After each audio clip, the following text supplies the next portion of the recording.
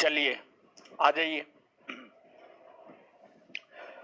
गांधी युग पढ़ा रहे थे और गांधी युग में पिछले क्लास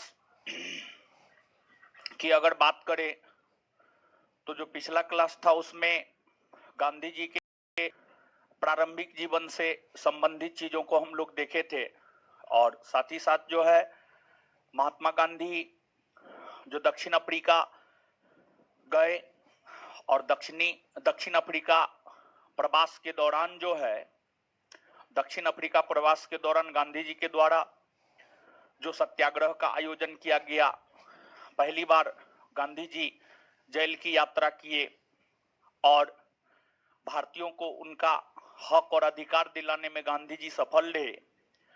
उन सभी बातों की चर्चा हम आपके साथ कर चुके हैं। साथ ही साथ महात्मा गांधी जब साउथ अफ्रीका में रहने वाले भारतीयों को हक और अधिकार दिला दिए, तत्पश्चात महात्मा गांधी भारत आए और भारत आने के बाद अपने गुरु गोपाल कृष्ण गोखले से मिले और गोपाल कृष्ण गोखले के कहने पर महात्मा गांधी पूरे 1 वर्ष तक भारत का भ्रमण किए और 1 वर्ष तक भारत भ्रमण करने के पश्चात गांधी जी 1916 ईस्वी में बनारस में अपना पहला जनभाषण दिए और 1916 में ही महात्मा गांधी कांग्रेस के लखनऊ अधिवेशन में भाग लिए और उस लखनऊ अधिवेशन के दौरान ही गांधी जी की मुलाकात बिहार के चंपारण के किसान नेता राजकुमार शुक्ल से हुआ और राजकुमार शुक्ल के आग्रह पर ही महात्मा गांधी चंपारण आए और चंपारण आकर के गांधी जी ने चंपारण सत्याग्रह का आयोजन किया। यहां तक पिछले क्लास में आपके साथ हम चर्चा कर चुके थे। आज के सेशन में हम लोगों को चंपारण सत्याग्रह तथा चंपारण सत्याग्रह के बाद जो अहमदाबाद मिल मजदूर हड़ताल का आयोजन हुआ है, जो खेरा सत्याग्रह का आयोजन हुआ है, जो महात्मा गांधी ने रोलेक्स सत्याग्रह का आयोजन किया है, जो महात्मा गांधी ने खिलाफत आंदोलन का समर्थन किया है और महात्मा गांधी ने जो 1920 से 1922 के दौरान असहयोग आंदोलन चलाया है, इन्हीं सब घटनाओं की चर्चा गांधी युग के अंतर्गत आज के सेशन में हम आपके साथ करने वाले हैं। तो सबसे पहले गांधी युग के अंतर्गत आज के सेशन में हम आपके साथ चर्चा करेंगे चंपारण सत्याग्रह का। चंपारण सत्याग्रह का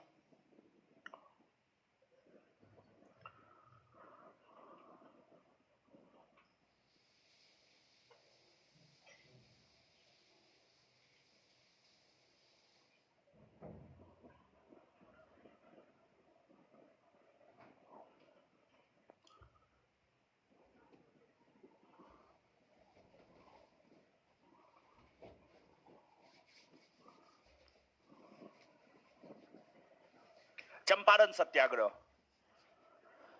देखिए, जो आपको चंपारण सत्याग्रह है, चंपारण सत्याग्रह महात्मा गांधी के द्वारा भारत में किया गया प्रथम सत्याग्रह था। जो चंपारण सत्याग्रह था यह महात्मा गांधी के द्वारा भारत में किया गया प्रथम सत्याग्रह था। ओवरऑल के संदर्भ में यहां पर हम नहीं बोल रहे हैं, बल्कि स्पेशली भारत के संदर्भ में हम चंपारण सत्याग्रह के विषय में बोल रहे हैं कि चंपारण सत्याग्रह महात्मा गांधी के द्वारा भारत में किया गया प्रथम सत्याग्रह था। चंपारण बिहार का एक तालुका या जिला हुआ करता था और आज भी चंपारण बिहार का एक जिला है, पूर्वी चंपारण, पश्चिमी चंपारण। तो चंपारण पहले भी एक जिला हुआ करता था और आज भी एक जिला हुआ करता है, लेकिन नोट में दे दिया है कि बिहार का एक प्रांत हुआ करता था, तो वो गलत है। वहां पर तालुका या जिला लिखना चाहिए था। तो नोट में वो जो है टाइपिंग मिस्टेक है, छोड़ दीजिए ना, वो बहुत बड़ा मिस्टेक ना है, ठीक है, वो बहुत बड़ा मिस्टेक ना है, उसके चक्कर में मत पड़िए। चंपारण बिहार का एक तालुका या बिहार का एक जिला हुआ करता था और चंपारण की अगर बात की जाए तो चंपारण में समस्या किसानों की थी। चंपारण में समस्या किसानों की थी। चंपारण में किसानों की क्या समस्या थी? तो चंपारण में किसानों की यह समस्या थी कि चंपारण के किसानों से जबरदस्ती नील का खेती करवाया जाता था, नील का खेती करवाया जाता था। यह चंपारण के किसानों की समस्या थी। चंपारण के किसानों से जबरदस्ती नील का खेती करवाया जाता था, नील।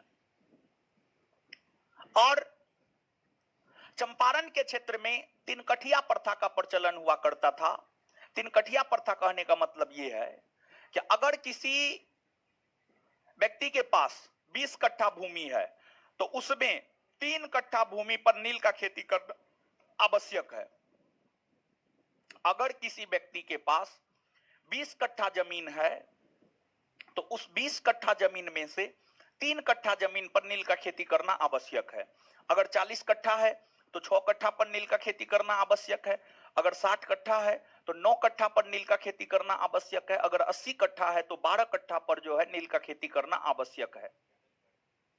यानी प्रत्येक 20 कट्ठा में 3 कट्ठा पर नील का खेती करना आवश्यक था।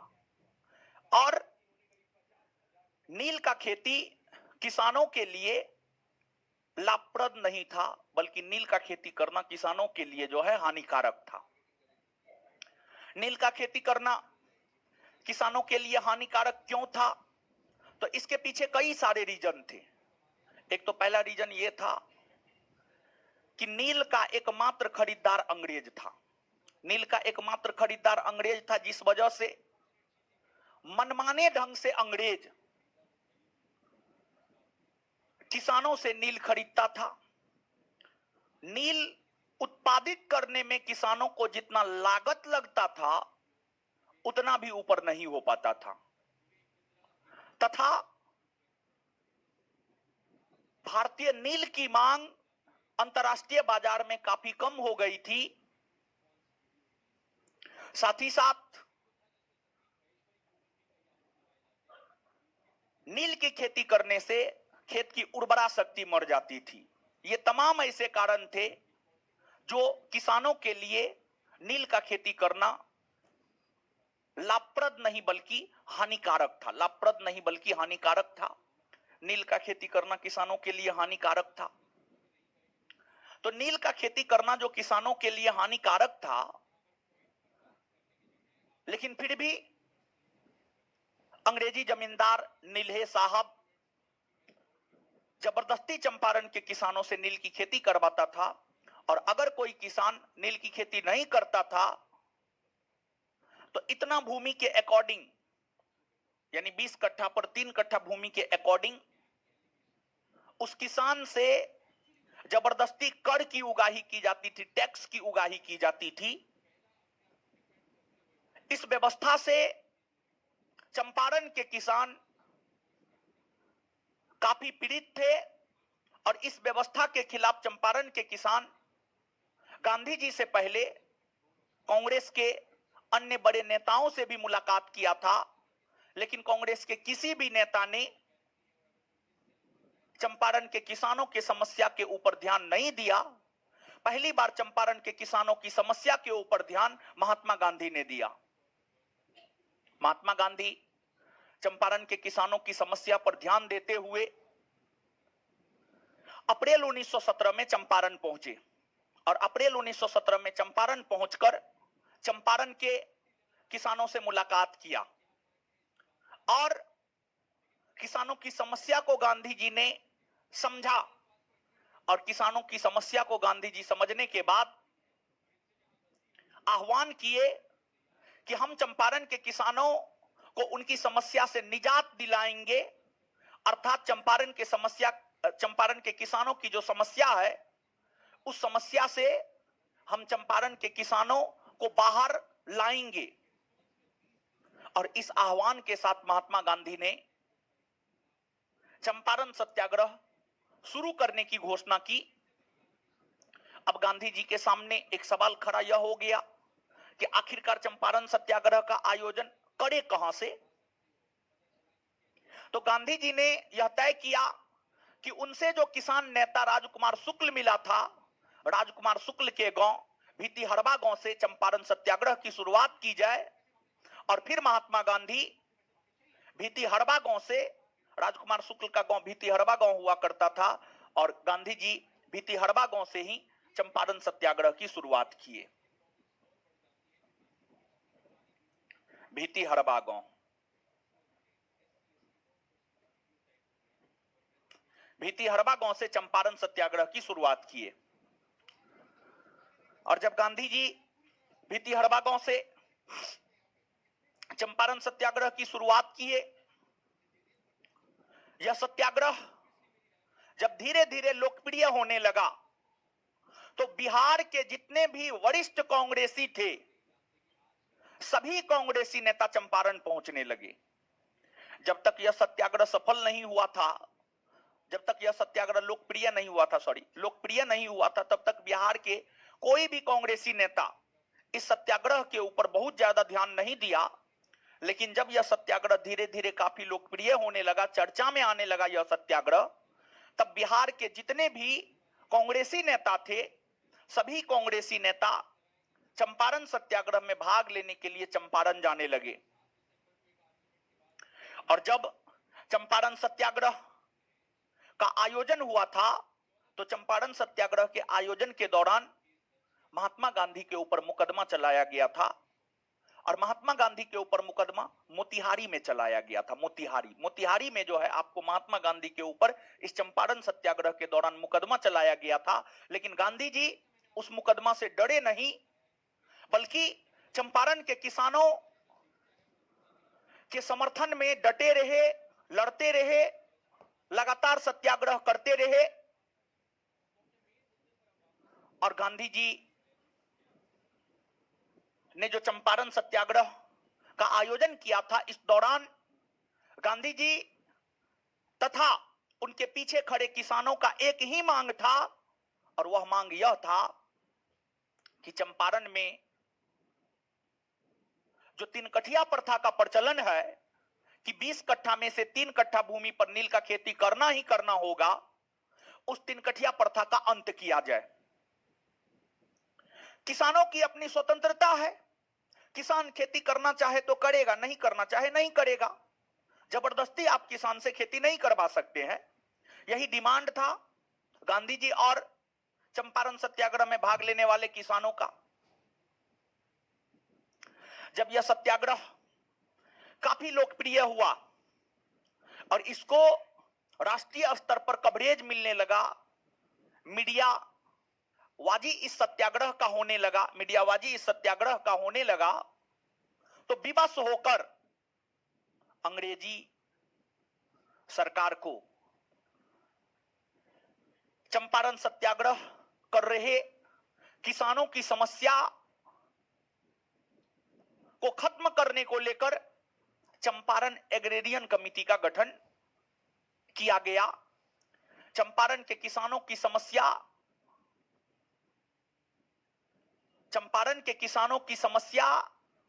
को खत्म करने को लेकर अंग्रेजी सरकार ने चंपारण एग्रेरियन कमेटी का गठन किया। और जो चंपारण एग्रेरियन कमेटी था, चंपारण एग्रेरियन कमेटी का अध्यक्ष फ्रैंक सलाई को बनाया गया था। फ्रैंक सलाई को चंपारण एग्रेरियन कमेटी का अध्यक्ष बनाया गया था। और उस चंपारण एग्रेरियन कमेटी का एक सदस्य महात्मा गांधी को भी बनाया गया था।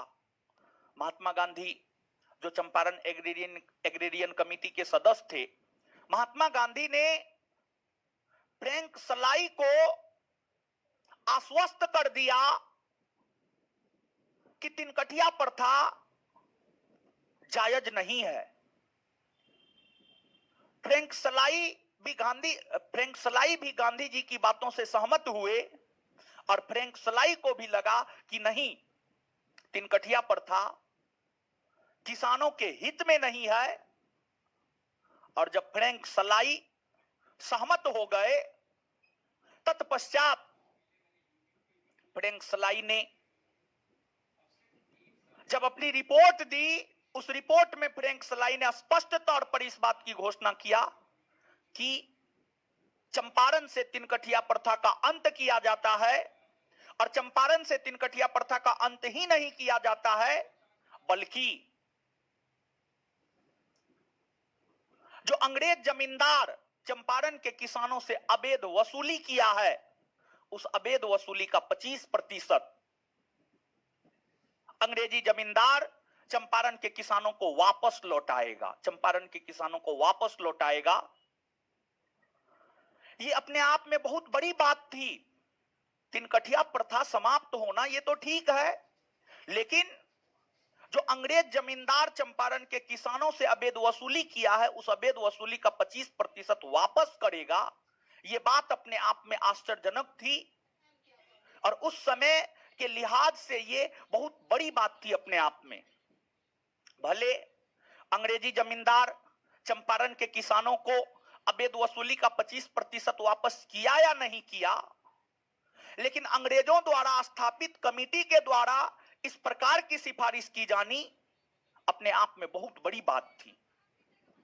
और फिर इस प्रकार यह बात कहा जा सकता है कि महात्मा गांधी ने भारत के भीतर बिहार के चंपारण में जो सत्याग्रह का आयोजन तिनकठिया प्रथा का अंत करने को लेकर किया था, वह तिनकठिया प्रथा का अंत इस चंपारण सत्याग्रह के द्वारा हो गया। अर्थात चंपारण सत्याग्रह भारत में गांधी जी के द्वारा किया गया सफल सत्याग्रह रहा। और इस सत्याग्रह की सफलता के बाद ही रविन्द्रनाथ टैगोर ने गांधी जी को महात्मा की उपाधि दिया। और देखिए, ध्यान दीजिएगा, जब गांधी जी चंपारण सत्याग्रह का आयोजन कर रहे थे, जब गांधी जी चंपारण सत्याग्रह का आयोजन कर रहे थे, तो दक्षिण भारत का एक किसान नेता हुआ करता था एनजी रंगा। दक्षिण भारत का एक किसान नेता हुआ करता था, उनका नाम था एनजी रंगा। दक्षिण भारत के किसान नेता एनजी रंगा ने गांधी जी के चंपारण सत्याग्रह का विरोध किया था। दक्षिण भारत के किसान नेता एनजी रंगा ने गांधी जी के चंपारण सत्याग्रह का विरोध किया। और देखिए, आप इस बात को दिमाग में मत रखिए कि गांधी जी अगर कोई भी सत्याग्रह किए तो उनका विरोध नहीं हुआ।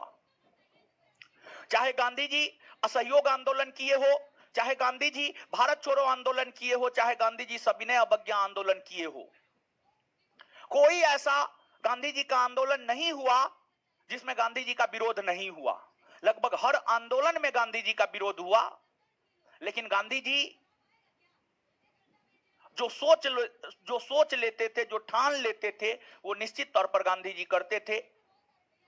और गांधी जी हमेशा पहले से अपने दिमाग में बैठा लेते थे कि फलना आंदोलन करना है, चाहे कांग्रेस तक उनके विरोध में क्यों ना खड़ा हो जाता था, लेकिन गांधी जी आंदोलन करके ही दम लेते थे, भले उसका परिणाम कुछ भी हो। गांधी जी के आंदोलनों ने भारत को आजादी नहीं दिलाया, लेकिन गांधी जी के आंदोलनों ने अंग्रेजी सरकार की नींव को भारत में हिलाकर रख दिया। और जब अंग्रेजी सरकार की नींव ही मजबूत नहीं रही, तो अंग्रेजों को तो भारत से बाहर जाना ही था, और अंग्रेज भारत से बाहर गया ही। ना तो हमें असहयोग आंदोलन से आजादी मिली है, ना सविनय अवज्ञा आंदोलन से आजादी मिली है, ना भारत छोड़ो आंदोलन से आजादी मिली है। लेकिन ये तीनों आंदोलन अंग्रेजी सरकार की नींव को हिलाकर रख दिया, अंग्रेजी सरकार की नींव को कमजोर कर दिया, भारत में अंग्रेजी सरकार को कमजोर कर दिया। तत्पश्चात लगने लगा अंग्रेजी सरकार को अब भारत में रहने का कोई फायदा है नहीं, और फिर अंग्रेज भारत छोड़कर वापस अपने देश चले गए, और फिर भारत को आजादी मिल गई। तो ये आपको चंपारण सत्याग्रह के विषय में हुआ। और देखिए, गांधी जी के द्वारा किया गया जो चंपारण सत्याग्रह है, इसे प्रथम सविनय अवज्ञा आंदोलन की भी संज्ञा दी जाती है। गांधी जी के द्वारा किया गया जो चंपारण सत्याग्रह है, चंपारण सत्याग्रह को प्रथम सविनय अवज्ञा आंदोलन की संज्ञा दी जाती है। तथा गांधी जी ने जो अहमदाबाद मिल मजदूरों के समर्थन में हड़ताल किया, उसमें गांधी जी ने पहली बार भूख हड़ताल का प्रयोग किया।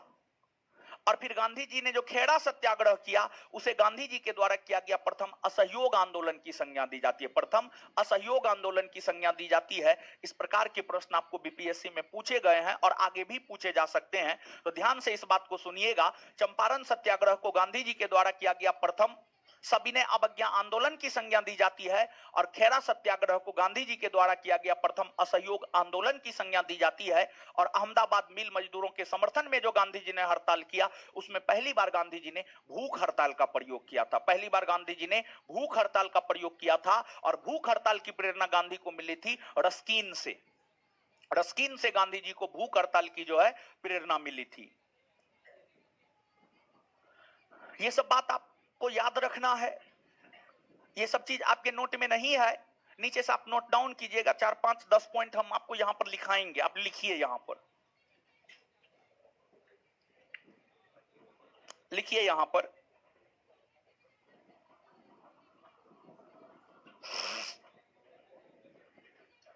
लिखिएगा।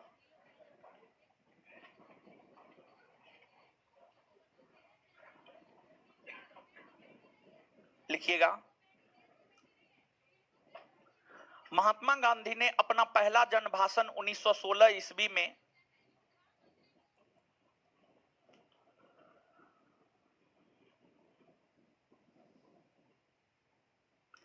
महात्मा गांधी ने अपना पहला जन भाषण 1916 ईस्वी में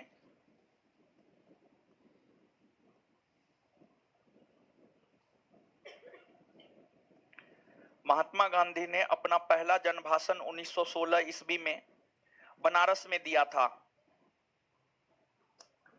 महात्मा गांधी ने अपना पहला जन भाषण 1916 ईस्वी में बनारस में दिया था।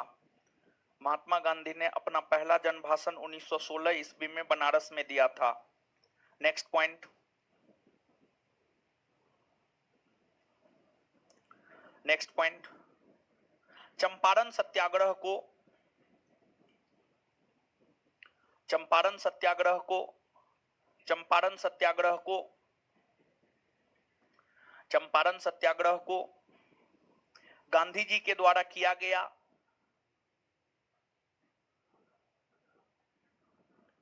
चंपारण सत्याग्रह को गांधी जी के द्वारा किया गया। चंपारण सत्याग्रह को गांधी जी के द्वारा किया गया। चंपारण सत्याग्रह को गांधी जी के द्वारा किया गया। प्रथम प्रथम प्रथम सविनय अवज्ञा आंदोलन। प्रथम सविनय अवज्ञा आंदोलन। प्रथम सविनय अवज्ञा आंदोलन। प्रथम सविनय अवज्ञा आंदोलन।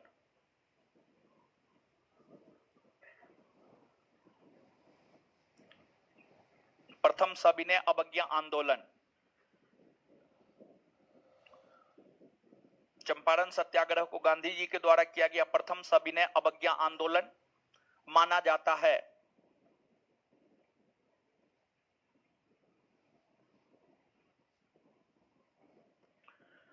इसके बाद आगे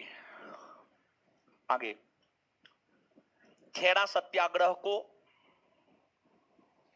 खेड़ा सत्याग्रह को खेड़ा सत्याग्रह को खेड़ा सत्याग्रह को गांधी जी के द्वारा किया गया। खेड़ा सत्याग्रह को गांधी जी के द्वारा किया गया। गांधी जी के द्वारा किया गया। खेड़ा सत्याग्रह को गांधी जी के द्वारा किया गया। प्रथम असहयोग आंदोलन। खेड़ा सत्याग्रह को गांधी जी के द्वारा किया गया प्रथम असहयोग आंदोलन। खेड़ा सत्याग्रह को गांधी जी के द्वारा किया गया प्रथम असहयोग आंदोलन। प्रथम असहयोग आंदोलन माना जाता है।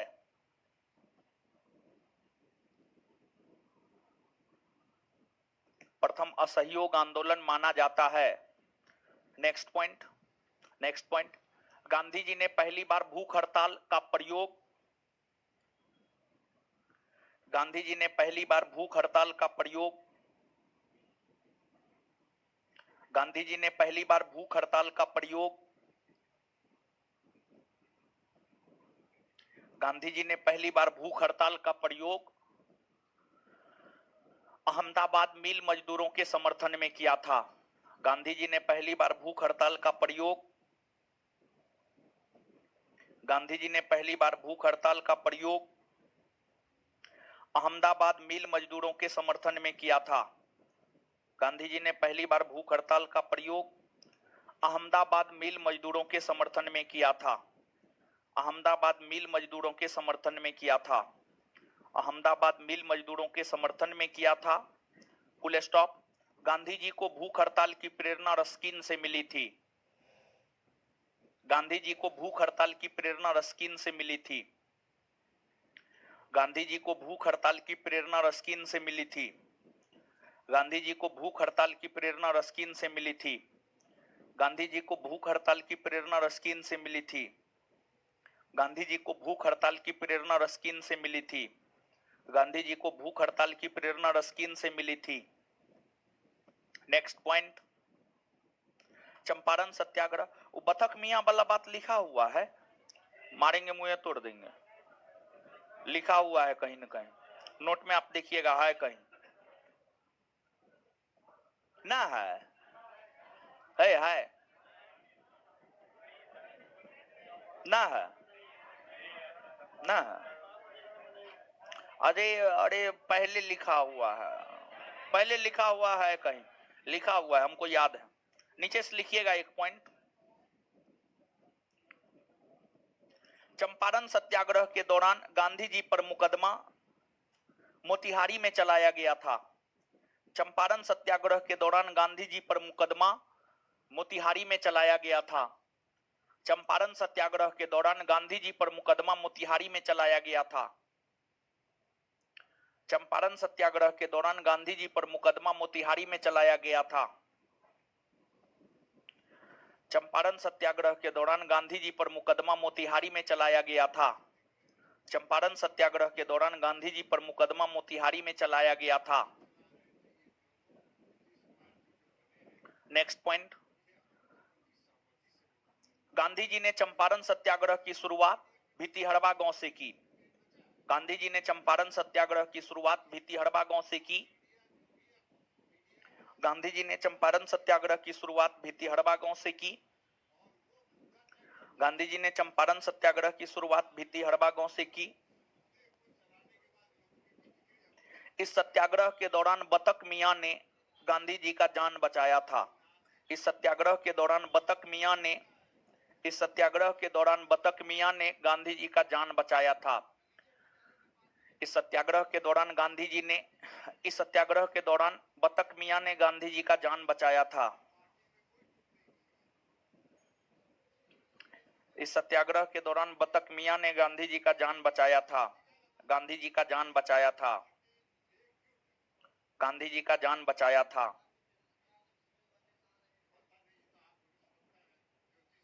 नेक्स्ट पॉइंट, चंपारण सत्याग्रह को समाप्त करने को लेकर, नेक्स्ट पॉइंट, चंपारण सत्याग्रह को समाप्त करने को लेकर, चंपारण सत्याग्रह को समाप्त करने को लेकर, चंपारण सत्याग्रह को समाप्त करने को लेकर फ्रैंक सलाई की अध्यक्षता में, चंपारण सत्याग्रह को समाप्त करने को लेकर फ्रैंक सलाई की अध्यक्षता में, चंपारण सत्याग्रह को समाप्त करने को लेकर फ्रैंक सलाई की अध्यक्षता में, फ्रैंक सलाई की अध्यक्षता में, फ्रैंक सलाई की अध्यक्षता में चंपारण एग्रेरियन कमेटी का गठन किया गया। फ्रैंक सलाई की अध्यक्षता में चंपारण एग्रेरियन कमेटी का गठन किया गया। फ्रैंक सलाई की अध्यक्षता में चंपारण एग्रेरियन कमेटी का गठन किया गया। फ्रैंक सलाई की अध्यक्षता में चंपारण एग्रेरियन कमेटी का गठन किया गया। फ्रैंक सलाई की अध्यक्षता में चंपारण एग्रेरियन कमेटी का गठन किया गया। फ्रैंक सलाई की अध्यक्षता में चंपारण एग्रेरियन कमेटी का गठन किया गया। इस कमेटी ने ही तिनकठिया प्रथा को समाप्त करने की घोषणा की। इस कमेटी ने ही तिनकठिया प्रथा को समाप्त करने की घोषणा की।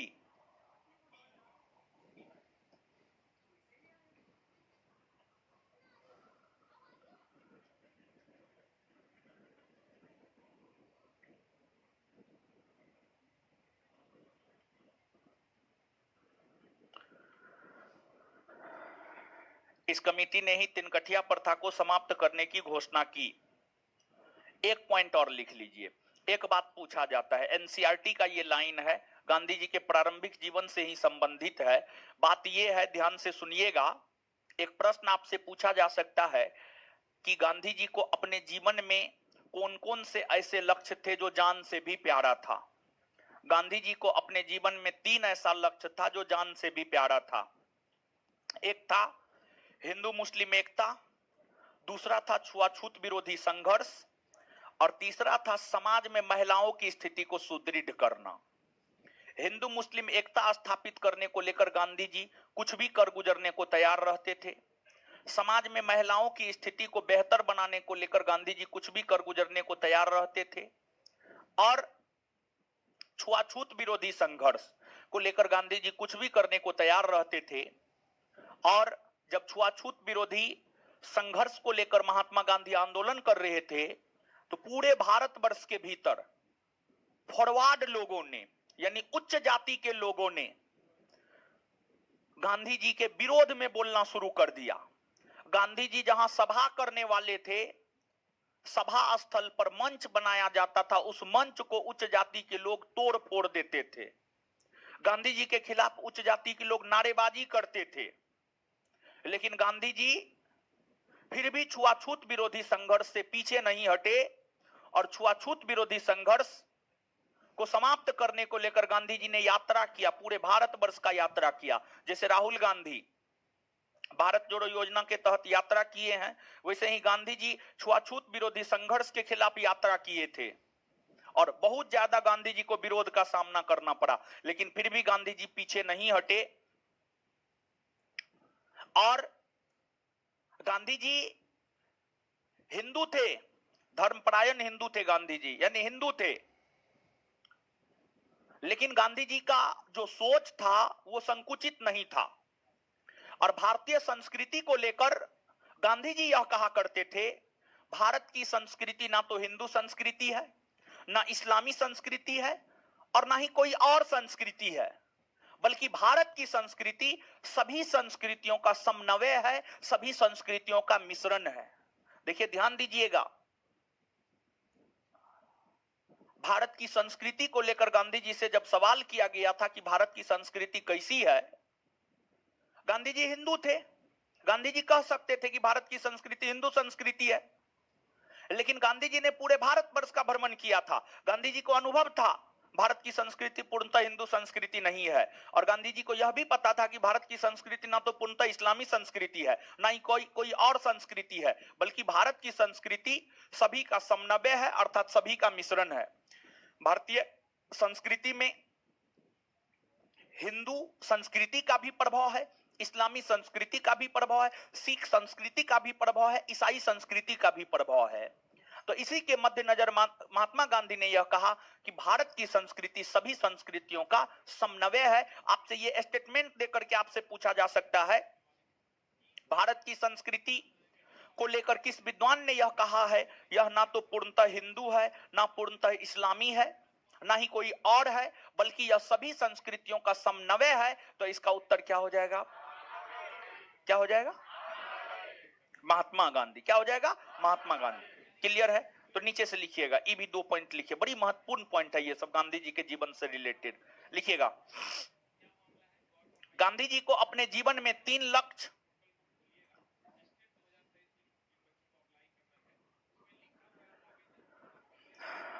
गांधी जी को अपने जीवन में 3 लक्ष्य,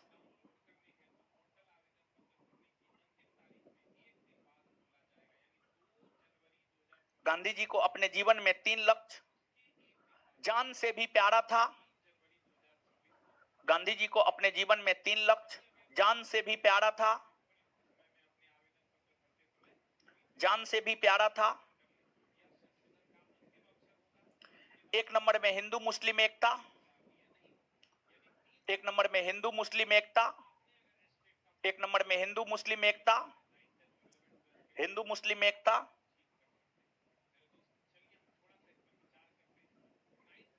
2 नंबर में छुआछूत विरोधी संघर्ष,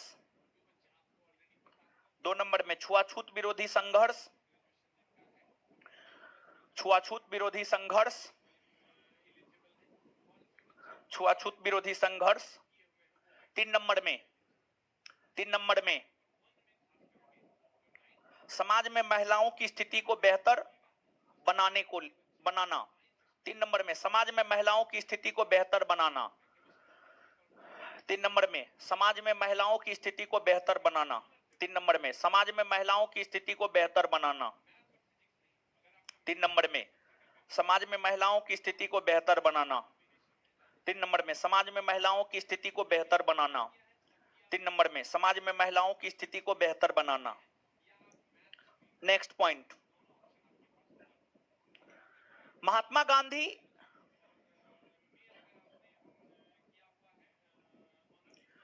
गांधी धर्मपरायण हिंदू थे। महात्मा गांधी धर्मपरायण हिंदू थे। महात्मा गांधी धर्मपरायण हिंदू थे। महात्मा गांधी धर्मपरायण हिंदू थे। महात्मा गांधी धर्मपरायण हिंदू थे। धर्मपरायण हिंदू थे। महात्मा गांधी धर्मपरायण हिंदू थे। हिंदू थे। हिंदू थे। हिंदू थे।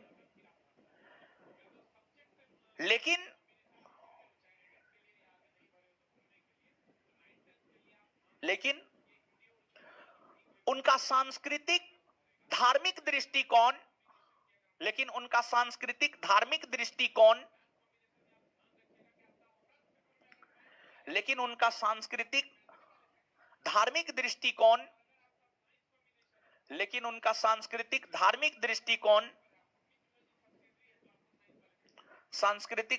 दृष्टिकोण संकुचित नहीं था बल्कि व्यापक था। संकुचित नहीं था बल्कि व्यापक था। संकुचित नहीं था बल्कि व्यापक था। संकुचित नहीं था बल्कि व्यापक था। व्यापक था। गांधी जी का मानना था कि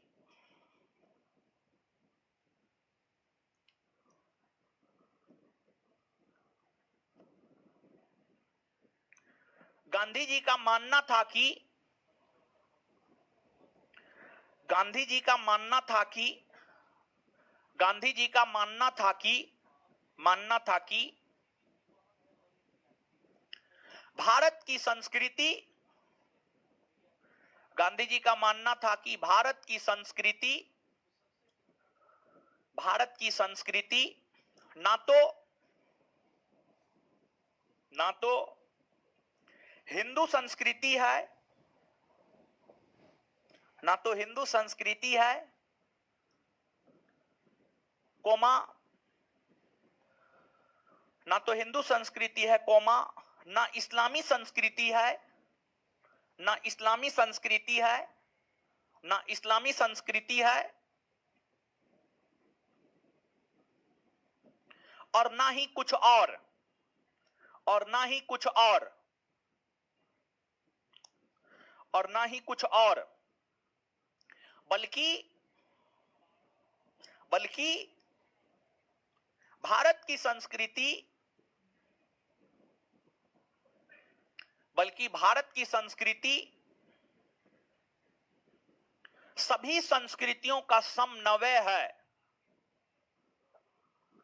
बल्कि भारत की संस्कृति सभी संस्कृतियों का समन्वय है।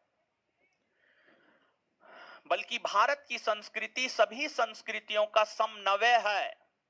बल्कि भारत की संस्कृति सभी संस्कृतियों का समन्वय है, अर्थात मिश्रण है, अर्थात मिश्रण है।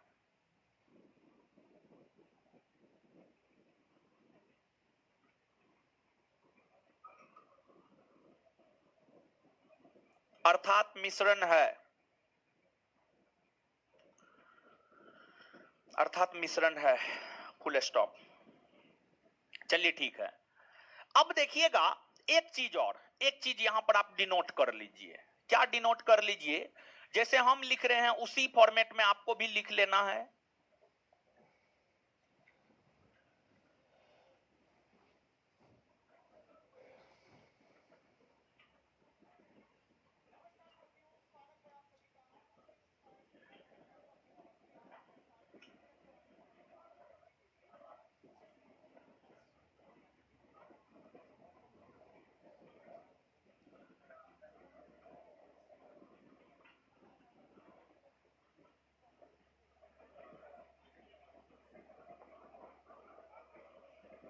देखिए ध्यान दीजिएगा, यहां पर चंपारण तो 1917 में हुआ, इसमें तो कोई दिक्कत है नहीं।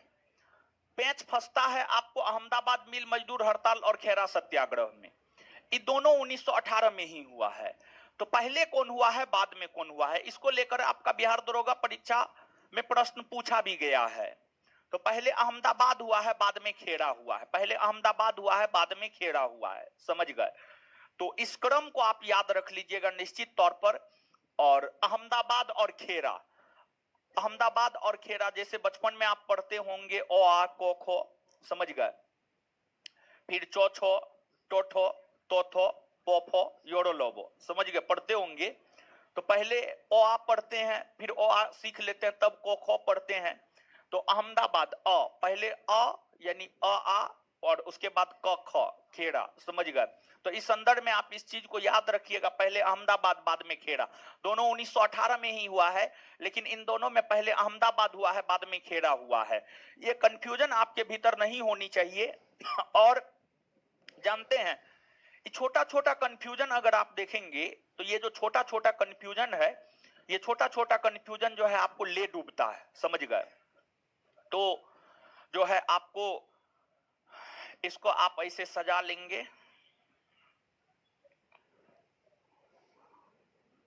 समझ गए, इसको आप सजा लेंगे ऐसे।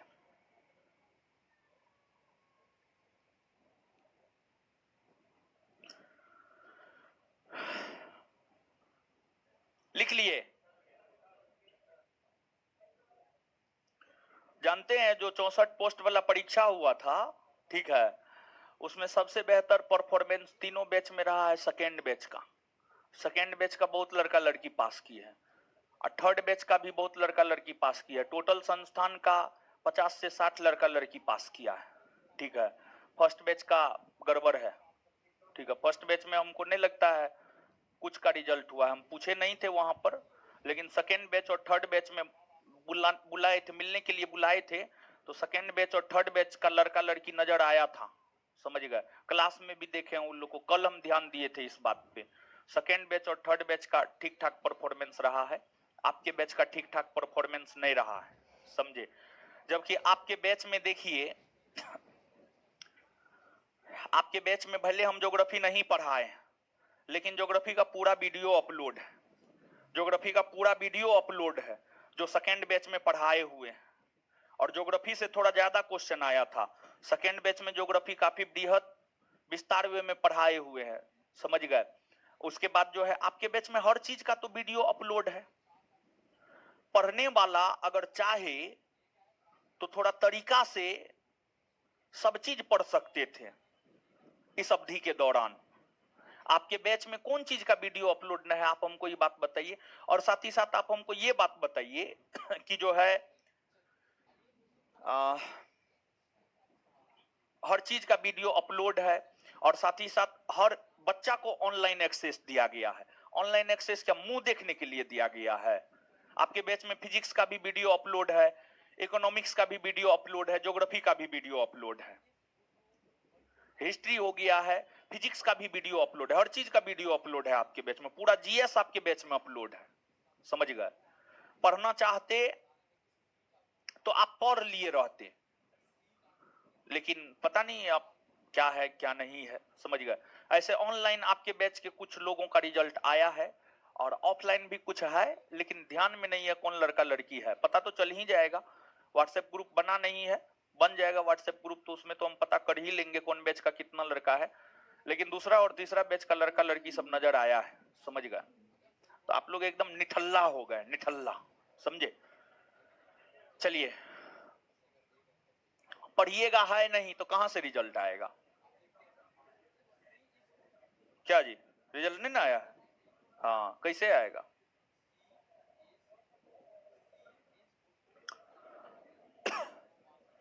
आपके कैटेगरी में कितना गया कट ऑफ? 77 गया। का है कितना करके आए थे? 76, 76, 73, 73 काट के तो नहीं आना चाहिए था जी। क्वेश्चन तो 60 गो क्वेश्चन ऐसा था, 60 गो क्वेश्चन ऐसा था जो पढ़ने वाला हर विद्यार्थी बना सकता था। 60 गो क्वेश्चन, 60। कोई भी देख करके बोल सकता है, कोई भी देख करके, पढ़ने वाला विद्यार्थी बना सकता है। 60 गो क्वेश्चन, समझ गए। चलिए, चंपारण सत्याग्रह के बाद जो है आगे है आपको अहमदाबाद मिल मजदूरों का हड़ताल। अहमदाबाद मिल मजदूरों के हड़ताल के संदर्भ में बात करेंगे, लेकिन आपके नोट में नहीं है, तो इसको लेकर के बहुत ज्यादा आपको परेशान होने की जरूरत नहीं है। हम समझाते हैं, समझिए चीजों को। अहमदाबाद मिल मजदूर हड़ताल,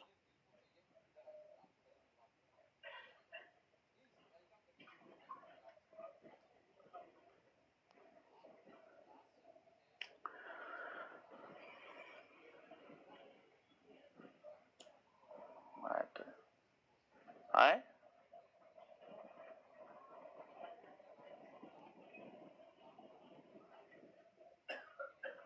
इधर वाला पेज खत्म हो गया होगा।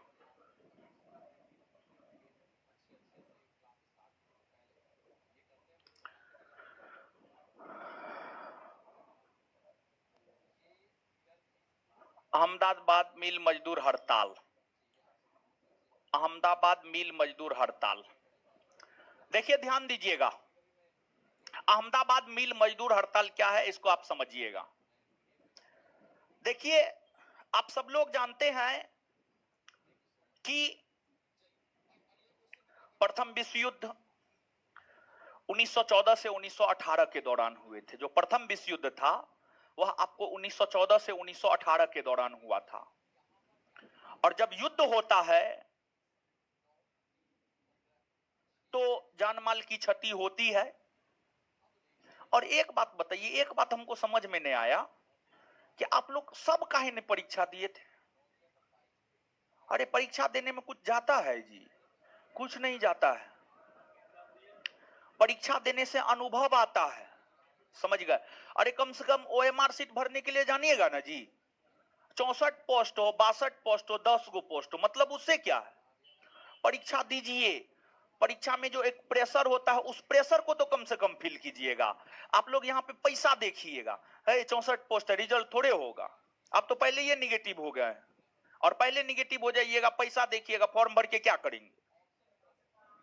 ठीक है, लेकिन वो 400 500 या जो भी रुपया फॉर्म भरने में लगता होगा, 800 जो भी लगता होगा, वो चीज आपको बहुत बड़ा अनुभव देता है, समझ गए। एक तो ओएमआर सीट भरने के विषय में आप जानते हैं, परीक्षा के प्रेशर को हैंडल करते हैं, परीक्षा के प्रेशर को हैंडल करते हैं। परीक्षा देते हैं तो क्वेश्चन बनता है, नहीं बनता है, उस समय मन में बहुत विचार आते हैं, आपके मन में बहुत सारे विचार आते हैं कि हम क्या गलती किए हैं, क्या हमको आगे करना चाहिए। ये सब विचार परीक्षा के टाइम में आता है मन में, समझ गए। और वही परीक्षा के टाइम में जो विचार आता है ना, उस विचार को अपने हृदय में संजो कर रखना है और उस विचार के ऊपर काम करना है। परीक्षा देने के दौरान जो विचार आता है वो एकदम यूनिवर्सल ट्रूथ होता है। जैसे मृत्यु 100% सत्य है, अगर आपका जन्म हुआ है तो आपका मृत्यु होगा, वैसे परीक्षा के समय आने वाले विचार वो आपके जीवन के दिशा और दशा को बदल सकता है। उसको हृदय में संजो कर रखना चाहिए और परीक्षा हॉल से निकलने के बाद रूम पर आकर के जो है उस विचार पर काम करना चाहिए। जैसे परीक्षा हॉल में आपको क्या विचार आएगा जब इजी प्रश्न में 2 ऑप्शन में फंसिएगा?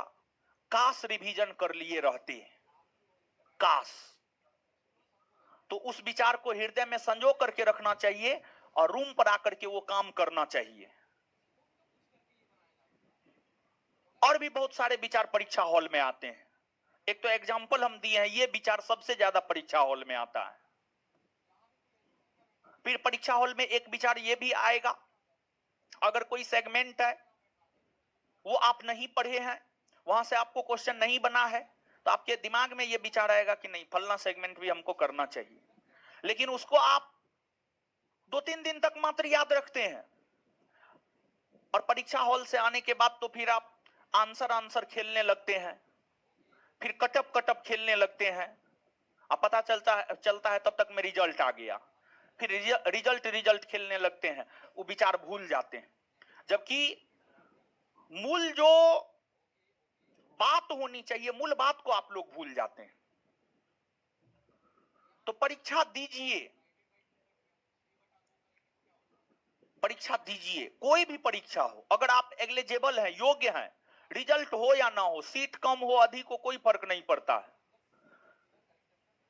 फॉर्म भरिए और परीक्षा दीजिए, उससे अनुभव मिलेगा। परीक्षा देने से कोई खराबी नहीं होता है, समझे। तो एक तो गलती आप लोग यही किए, कम से कम परीक्षा देते तो बहुत कुछ अनुभव मिलता आपको परीक्षा देने से। जो दिए होंगे उनको अनुभव मिला होगा, समझे। अब एगो बात कहिएगा, पैसा न है, पैसा किसी के पास होता नहीं है, समय किसी के पास होता नहीं है, मैनेज करना पड़ता है, हर चीज को मैनेज करना पड़ता है जीवन में, समझे। अहमदाबाद मिल मजदूर हड़ताल, देखिए 1914 से 1918 के बीच जो है प्रथम विश्व युद्ध हुआ था, प्रथम विश्व युद्ध हुआ था। और जो प्रथम विश्व युद्ध हुआ था, इस प्रथम विश्व युद्ध के दौरान भारी जानमाल की क्षति हुई थी, बहुत अधिक जानमाल की क्षति हुई थी, तथा ब्रिटेन को सूती कपड़ा की आवश्यकता थी, ब्रिटेन को सूती कपड़ा की आवश्यकता थी, सूती कपड़ा की आवश्यकता थी। और उस समय सूती कपड़ा का सबसे बड़ा उत्पादक देश भारत हुआ करता था, और उस समय भारत पर ब्रिटिशों का शासन हुआ करता था। तो ब्रिटिश व्यापारियों ने भारत के व्यापारियों के साथ समझौता किया कि भारत के व्यापारी ब्रिटिश व्यापारी को सूती कपड़ा की आपूर्ति करेगा। भारतीय व्यापारी ब्रिटिश व्यापारी के साथ समझौता कर लिया, और समझौता करने के बाद सूती कपड़ा का उत्पादन भारत में होना शुरू हो गया। और आज भी गुजरात का अहमदाबाद सूती कपड़ा के उत्पादन में अग्रणी है, यानी सबसे आगे है। और उस समय में भी गुजरात का अहमदाबाद सूती कपड़ा के उत्पादन में सबसे अग्रणी था।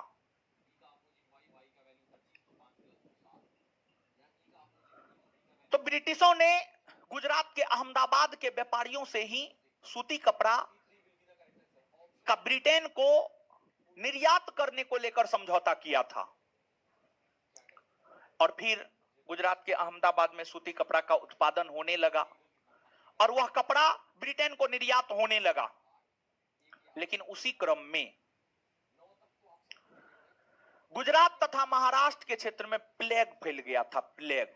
गुजरात तथा महाराष्ट्र के क्षेत्र में प्लेग फैल गया था। क्या फैल गया था? प्लेग फैल गया था, प्लेग। तो गुजरात तथा महाराष्ट्र के क्षेत्र में उस समय जो प्लेग फैल गया था, उस प्लेग के प्रकोप के कारण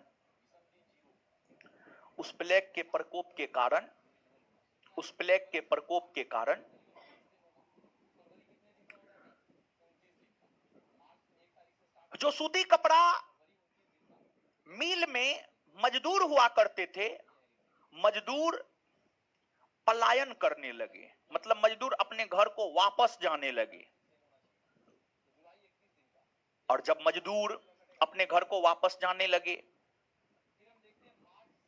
तो जो कपड़ा मिल में कपड़ा का उत्पादन होता था, उत्पादन होना बंद हो गया। और जब कपड़ा मिल में कपड़ा का उत्पादन होना बंद हो गया, तो फिर मिल मालिक ने मजदूरों को कहा, हम आपको बोनस देंगे, मतलब आपको जो वेतन देते हैं वो वेतन तो आपको मिलेगा ही मिलेगा, साथ ही साथ जो हमारा डील ब्रिटिशों के साथ हुआ है, उस डील में जो हमें मुनाफा होगा, उस मुनाफा का एक निश्चित हिस्सा हम आपको देंगे। इसी को प्लेग बोनस कहा गया।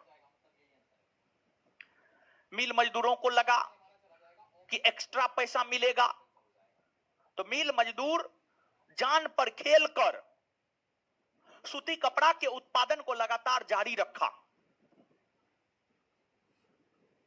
और जब तक प्लेग का प्रकोप रहा, तब तक मिल मालिक मजदूरों को प्लेग बोनस देता रहा, लेकिन कुछ समय बाद प्लेग का प्रकोप खत्म हो गया। और जब कुछ समय बाद प्लेग का प्रकोप खत्म हो गया तो मिल मालिक मजदूरों को प्लेग बोनस देने से इनकार कर दिया। कहा अब तो प्लेग का प्रकोप खत्म हो गया है, अब क्या प्लेग बोनस देंगे, अब प्लेग बोनस नहीं देंगे।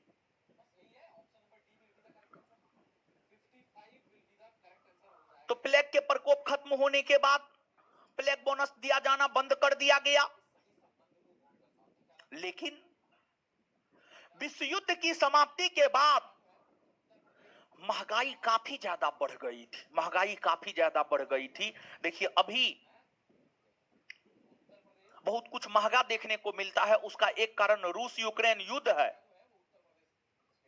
ऐसे तो कई सारे कारण हैं, लेकिन उसमें एक कारण रूस यूक्रेन युद्ध भी है।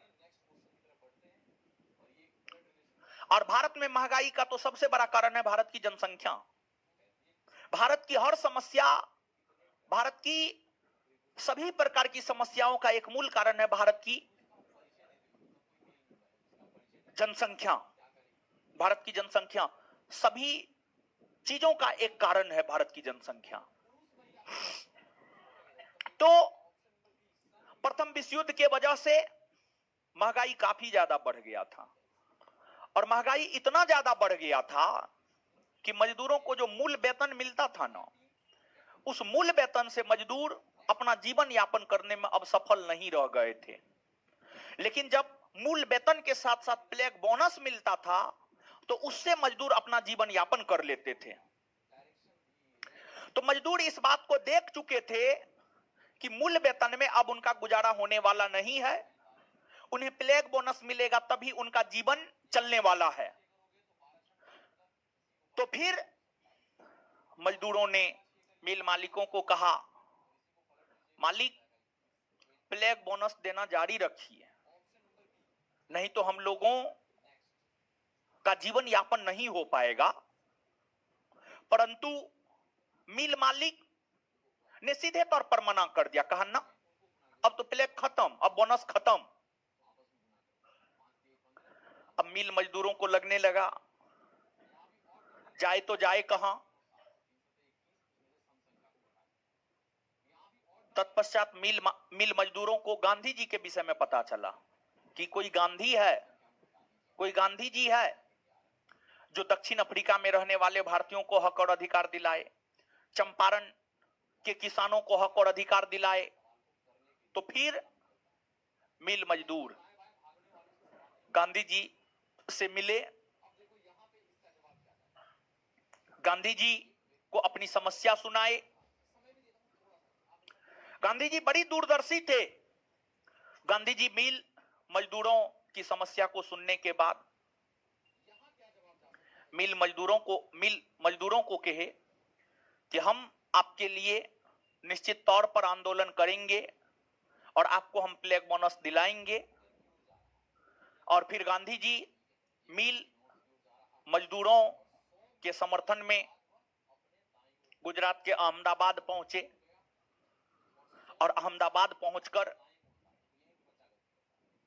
मिल मजदूरों के समर्थन में हड़ताल का आयोजन किए। और वही हड़ताल अहमदाबाद मिल मजदूर हड़ताल कहा जाता है। और इस हड़ताल के समर्थन में ही महात्मा गांधी ने भूख हड़ताल का प्रयोग किया था।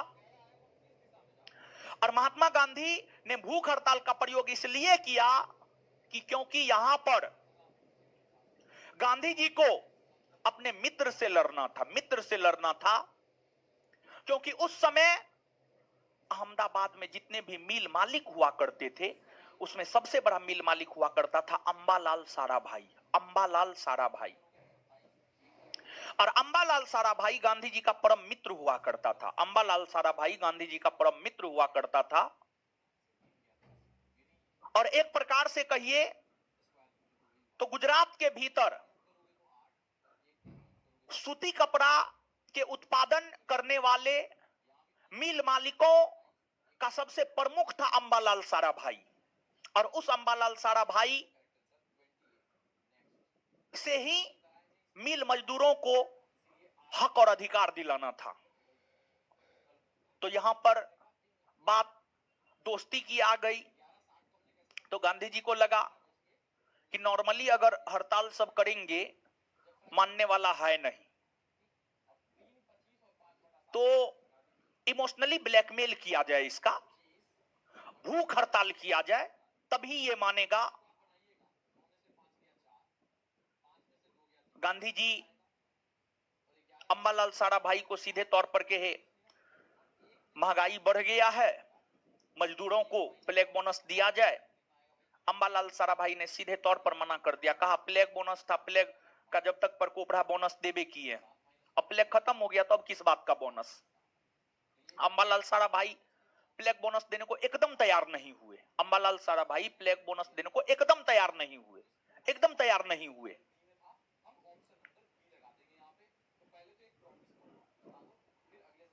तो फिर गांधी जी मजदूरों के समर्थन में हड़ताल किए, भूख हड़ताल किए, भूख हड़ताल किए। जो सूती कपड़ा मिल होता था, उसके गेट पर आकर मजदूरों के समर्थन में हड़ताल का आयोजन किए। दिन भर भूखे प्यासे रहते थे मजदूरों के साथ साथ, और रात को अंबालाल साराभाई के घर चले जाते थे।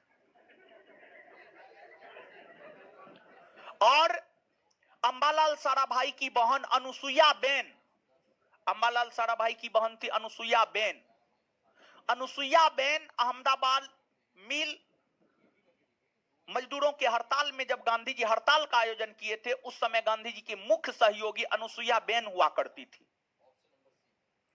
और अंबालाल साराभाई के घर खाना खाने या सोने नहीं जाते थे, बल्कि यह दिखलाने और यह जतलाने जाते थे कि अंबालाल साराभाई का मित्र गांधी काफी कष्ट में है।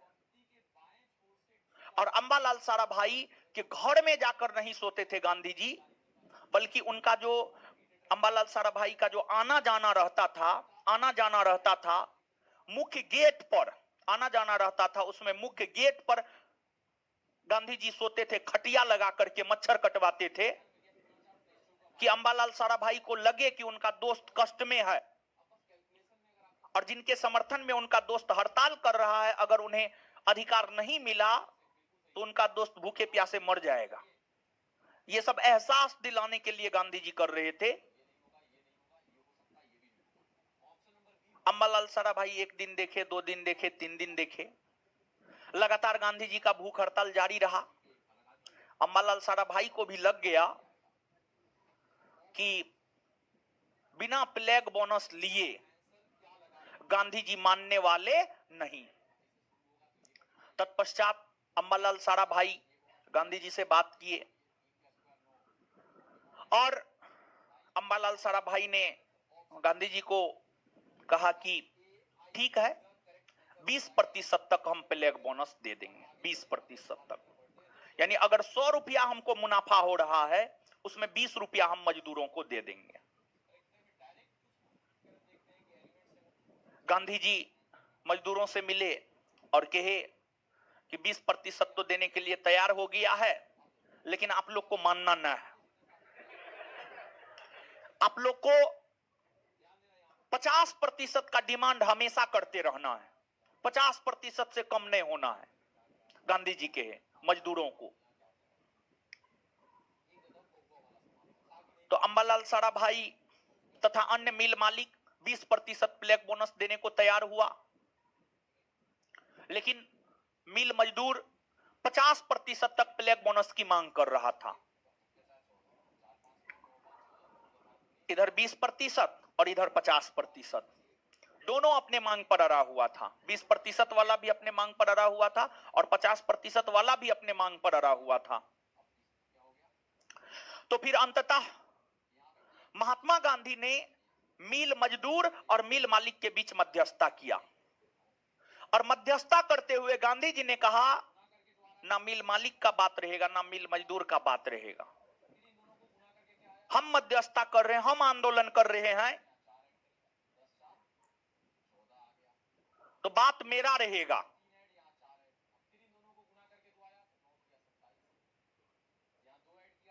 तो 20 और 50 फासला था 30 का, फासला 30 का था।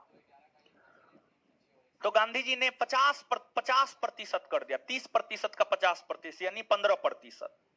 यानी मिल मालिक को कहा कि आप 15% और बढ़ जाइए, और मजदूर को कहा कि आप 15% घट जाइए। मालिक को कहा 15% बढ़ जाइए, 20 + 15 35, और मजदूर को कहा 15% घट जाइए, 30 - 15 35, सॉरी 50 - 15 35, 50 - 15 35, 35। अंततः 35% पर दोनों को राजी किए गांधी जी। और फिर गांधी जी के हड़ताल के वजह से ही अहमदाबाद के मिल मजदूरों को 35% तक प्लेग बोनस मिलना शुरू हुआ, 35% तक प्लेग बोनस मिलना शुरू हुआ।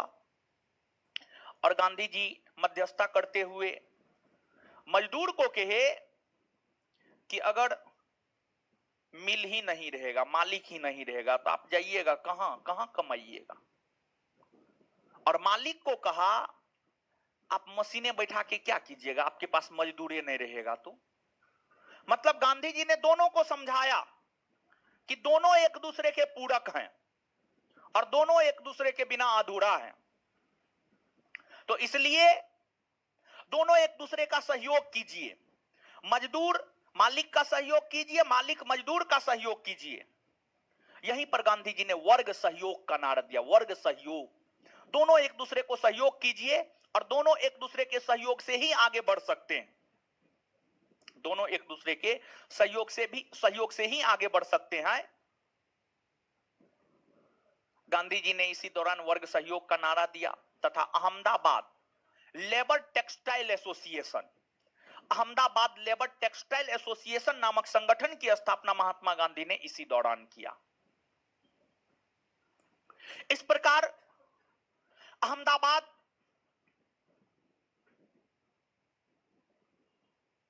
में मजदूरों के द्वारा किए जा रहे हड़ताल को गांधी जी का समर्थन मिला। उस समर्थन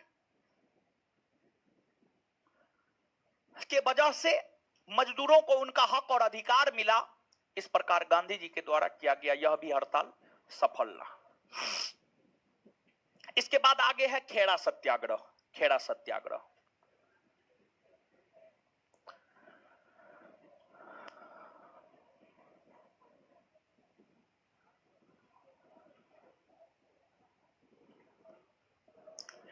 खेड़ा सत्याग्रह देखिए, गुजरात का एक तालुका या जिला, गुजरात का एक तालुका या जिला हुआ करता था खेड़ा।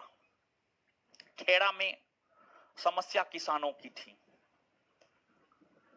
किसानों का क्या समस्या था? तो खेड़ा में किसानों का समस्या यह था कि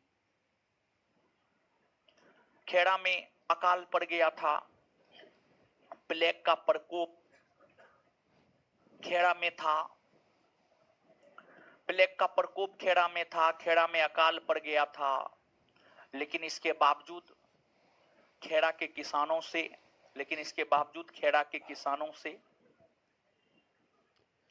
जबरदस्ती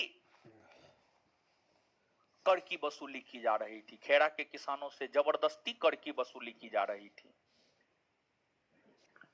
खेड़ा के किसान स्वयं दाने दाने के मोहताज थे,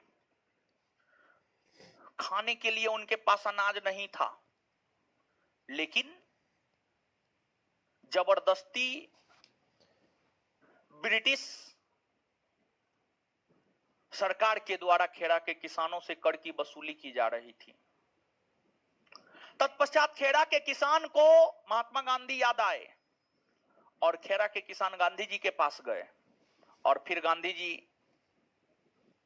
जी गुजरात के खेड़ा पहुंचे और गुजरात के खेड़ा पहुंचकर खेड़ा के किसानों के समर्थन में गांधी जी ने खेड़ा सत्याग्रह का आयोजन किया। और गांधी जी ने खेड़ा के किसानों से यह आह्वान किया कि खेड़ा के वैसे किसान जो कर देने में समर्थ है वो कर दे अंग्रेजी सरकार को, लेकिन खेड़ा के वैसे किसान जो कर देने में समर्थ नहीं है वो अंग्रेजी सरकार को कर नहीं दे। गांधी जी ने जो खेड़ा के किसानों से आह्वान किया, खेड़ा के किसान इस बात को स्वीकार किया और खेड़ा के किसान ही नहीं बल्कि जो अंग्रेजी सरकार था, अंग्रेजी सरकार ने भी गांधी जी के डिमांड को, गांधी जी के मांग को स्वीकार किया, गांधी जी के मांग को स्वीकार किया।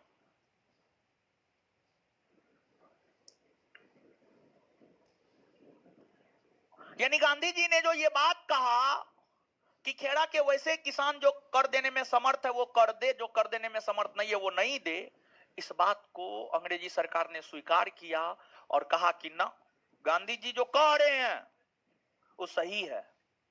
मतलब जो किसान सामर्थ्यवान है उससे कर लीजिए, लेकिन जो किसान सामर्थ्यवान नहीं है उससे कर नहीं लीजिए। अर्थात खेड़ा सत्याग्रह भी सफल रहा। भले ये छोटा छोटा सत्याग्रह हो, चंपारण में भी गांधी जी अंग्रेजों के खिलाफ लड़े, खेड़ा में भी गांधी जी अंग्रेजों के खिलाफ लड़े। भले ये छोटा छोटा सत्याग्रह हो, लेकिन इन सत्याग्रहों में गांधी जी सफल रहे, इन सत्याग्रहों में गांधी जी सफल रहे। चंपारण, खेड़ा, अहमदाबाद, इन तीनों सफल सत्याग्रहों और हड़तालों ने महात्मा गांधी को राष्ट्रीय स्तर पर एक नई पहचान दी। गांधी जी को अब लोग राष्ट्रीय स्तर पर पहचानने लगे थे कि कोई गांधी भी है, कोई गांधी भी है। जैसे हमारे मोदी जी को लोग 2013-14 से पहचानने लगे। उससे पहले बहुत कम लोग जानता था मोदी जी के विषय में। उससे भी पहले जाइएगा, 2002 में जब गुजरात में दंगा हुआ था, वहां से हमारे मोदी जी को एक नया पहचान मिला था। उससे पहले हमारे मोदी जी को लोग नहीं जानता था। लेकिन मोदी जी तो काम बहुत पहले से बीजेपी में कर रहे थे, आरएसएस में कर रहे थे। तो गांधी जी भारतीयों के हक और अधिकार के लिए लड़ाई 1893 ईस्वी से ही लड़ रहे थे। भले साउथ अफ्रीका में लड़ रहे थे, लेकिन भारत के लोगों के हक और अधिकार के लिए ही गांधी जी लड़ रहे थे। 1893 से लड़ना शुरू किए। पहचान मिला जाकर कब? 1919 में। 19 साल इधर और 7 साल उधर, 19-7 26 साल। 26 साल तक गांधी जी लड़े। जीवन में काफी ज्यादा उतार चढ़ाव गांधी जी को देखने को मिला, लेकिन फिर भी गांधी जी डटे रहे। देखिए, गांधी जी से भी बड़े से बड़े देशभक्त स्वतंत्रता आंदोलन के दौरान पैदा हुए, जिसको गांधी ने भी देशभक्तों का देशभक्त कहा है, जिससे गांधी स्वयं प्रभावित थे। भगत सिंह, सुभाष चंद्र बोस, ये दोनों से गांधी बहुत प्रभावित थे, बहुत अधिक प्रभावित थे गांधी, जिन दो व्यक्ति का नाम हमने आपके साथ साझा किया है। लेकिन इन लोगों का जो नीति था ना, थोड़ा आक्रामक था। गांधी का जो नीति था कूटनीतिज्ञ वाला नीति था, और गांधी की नीति को ही नीतीश कुमार अपनाता है। और इसलिए नीतीश कुमार 2005 से लेकर अभी तक बिहार का मुख्यमंत्री बना हुआ है, चाहे 40 को सीट क्यों ना है उसको विधानसभा में।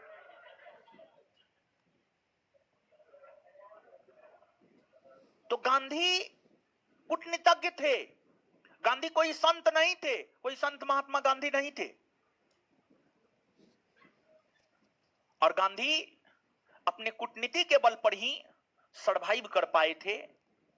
लेकिन आजादी मिलने के बाद गांधी को भी अहंग हो गया था, अब हमको भारत में कौन क्या करेगा, ठीक है। लेकिन वही थोड़ा सिक्योरिटी में रहते, गांधी मारे नहीं जाते, गांधी मारे नहीं जाते तो हमारे संविधान का स्वरूप कुछ और होता, बेहतर स्वरूप होता।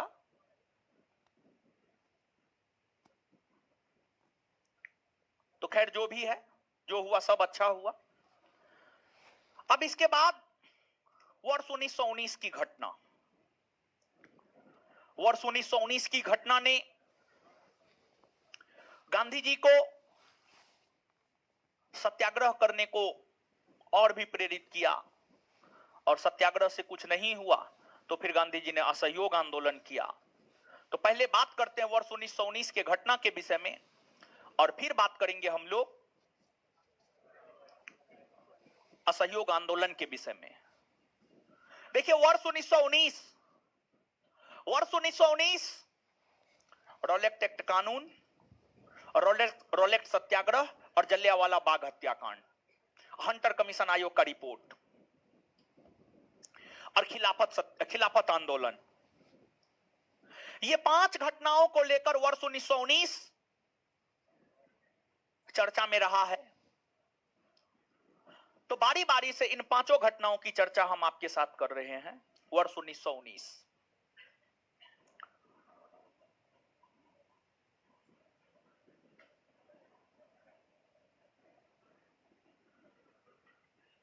Rowlatt Act,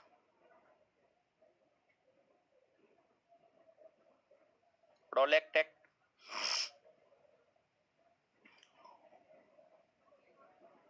Rowlatt satyagraha, Jallianwala Bagh हत्याकांड,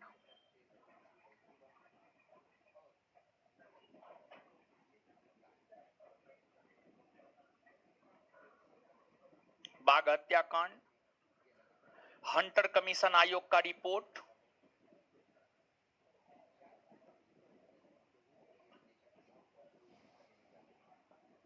आयोग का रिपोर्ट और खिलाफत आंदोलन।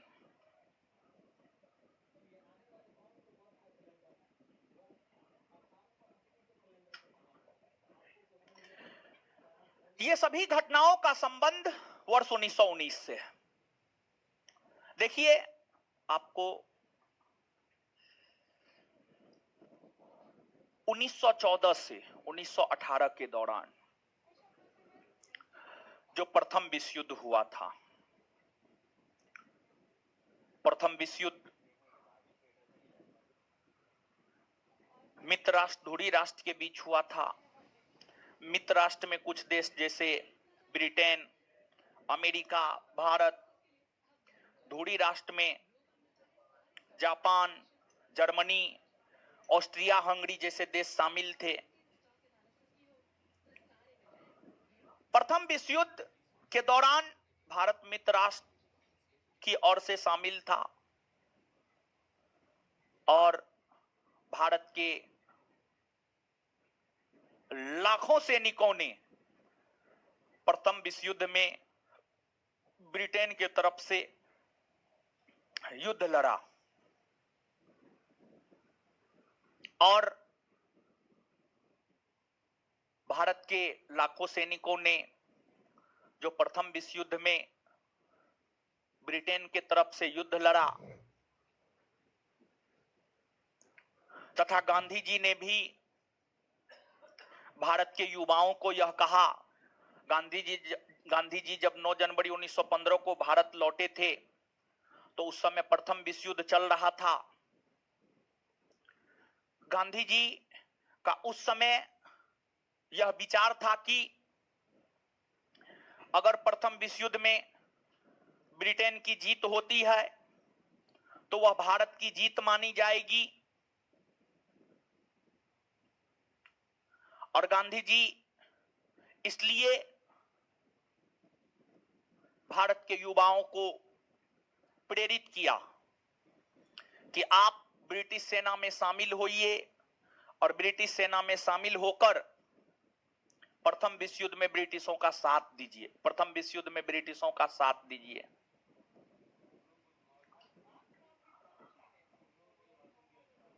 गांधी जी की वजह से हजारों युवा ब्रिटिश सेना में शामिल हुआ, जिस वजह से गांधी जी को सेना में भर्ती करने वाला सार्जेंट की भी संज्ञा दी गई, सेना में भर्ती करने वाला सार्जेंट की भी संज्ञा दी गई। और गांधी जी को लग रहा था कि प्रथम विश्व युद्ध में अगर भारत के लोग ब्रिटिशों का साथ देता है, ब्रिटिशों की जीत होती है, तो भारत के लोगों को कुछ हक और अधिकार ब्रिटिश निश्चित तौर पर देगा। इसी आशा और उम्मीद के साथ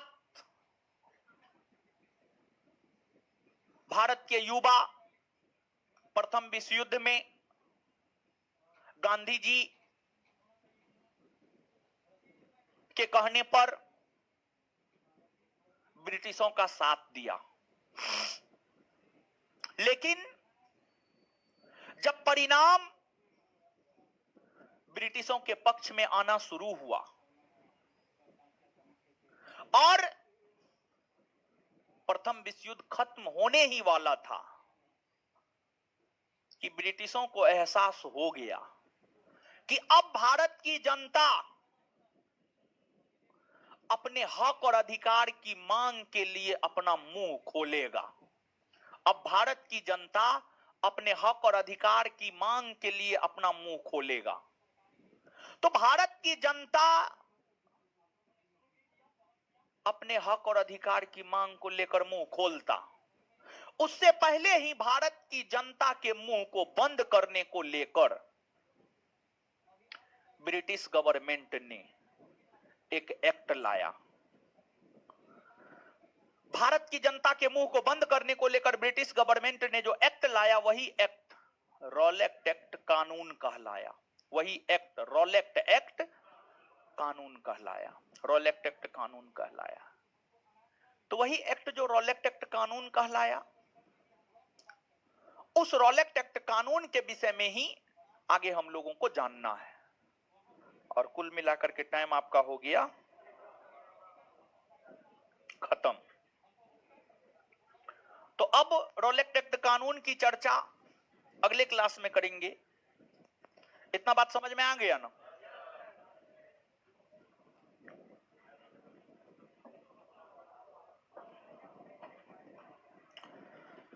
चलिए, है याद कीजिए, याद कीजिए। क्वेश्चन बोलते हैं, आंसर आप बोलिए। गांधी जी के द्वारा भारत में किया गया प्रथम सत्याग्रह आए? गांधी जी के द्वारा भारत में किया गया प्रथम सत्याग्रह चंपारण न। प्रथम सविनय अवज्ञा आंदोलन की संज्ञा किसे दी जाती, किसे दी जाती है? अब प्रथम असहयोग आंदोलन की संज्ञा आए? गांधी जी ने भूख हड़ताल का प्रयोग पहली बार आए? अच्छा, भूख हड़ताल की प्रेरणा गांधी को किससे मिली थी? चंपारण सत्याग्रह की शुरुआत कहां से हुई है? भीती चंपारण एग्रेरियन कमेटी के अध्यक्ष कौन थे? फ्रैंक सलाय। चंपारण एग्रेरियन कमेटी का अध्यक्ष। चंपारण सत्याग्रह के दौरान गांधी जी पर मुकदमा कहां चलाया गया? मोती। कहां चलाया गया? कहां चलाया गया? चंपारण सत्याग्रह के दौरान गांधी जी के जान को किसने बचाया? किसने बचाया? किसने बचाया? चंपारण सत्याग्रह सफल रहा था ना जी? चलिए आगे बताइएगा कि जो है आपको अहमदाबाद मिल मजदूरों के समर्थन में जब गांधी जी हड़ताल कर रहे थे तो उनकी मुख्य सहयोगी कौन थी? अनुसुईया बेन। इसके बाद आगे बताइएगा कि जो है आपको किसका यह मानना था कि भारतीय संस्कृति ना हिंदू है, ना मुस्लिम है, ना अन्य है, बल्कि सबका समन्वय है? किसका? महात्मा गांधी को अपने जीवन में कितने लक्ष्य जान से प्यारे? कितने लक्ष्य? कौन कौन?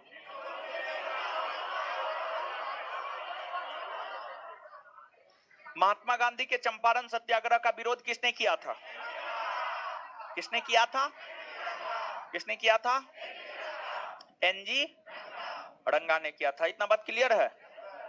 चलिए आगे जो है इससे आगे देखेंगे अगले क्लास में, ठीक है? दीजिए तो होमवर्क क्या था इसमें? 1 से 50, 1 से 50।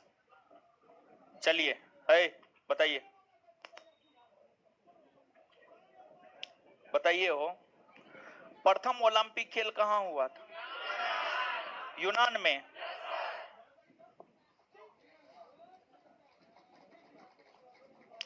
भारत का विशालतम क्षेत्रफल वाला राज्य? राजस्थान। विश्व का सबसे बड़ा पुस्तकालय कहां है? वाशिंग। विश्व की सबसे ऊंची इमारत? दुबई। भारत में सबसे लंबा नदी पर बना पुल कहां है? महात्मा गांधी सेतु। मेरी कॉम किस खेल से जुड़ी हुई है? मुक्के। तोड़ाह किस धर्म का पवित्र ग्रंथ? ग्रीन पार्क स्टेडियम कौन खेल से संबंधित? आए?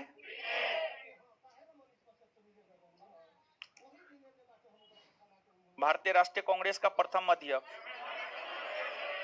व्योमेश चंद्र। भोपाल गैस त्रासदी के लिए कौन सी बहुराष्ट्रीय कंपनी जिम्मेवार है? यूनियन।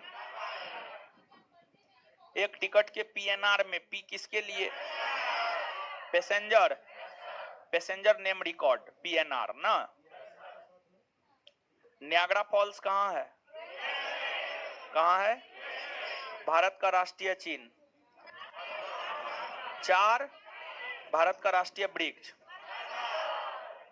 सब तो एसटीटी जी के है जी। इसमें किसने 1932 में पाकिस्तान के नाम को गढ़ा? चौधरी रहमत। भारतीय संविधान में स्वतंत्रता का अधिकार कौन अनुच्छेद से संबद्ध? अनुच्छेद। आरटीआई कानून किस वर्ष प्रभावी हुआ? 2000।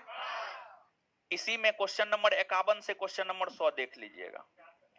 51 से 100 पेज नंबर 484 से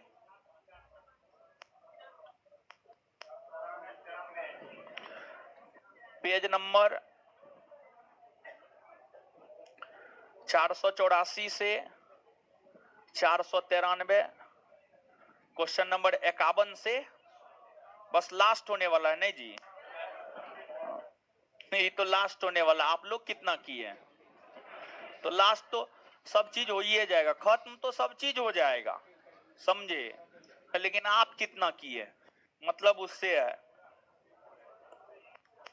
क्या दिए थे? ब्रिटिश शासन का भारतीय अर्थव्यवस्था पर। अगला होमवर्क है 1857 की क्रांति। क्या 1857 की? चलिए जवाब दीजिए अब 389 से।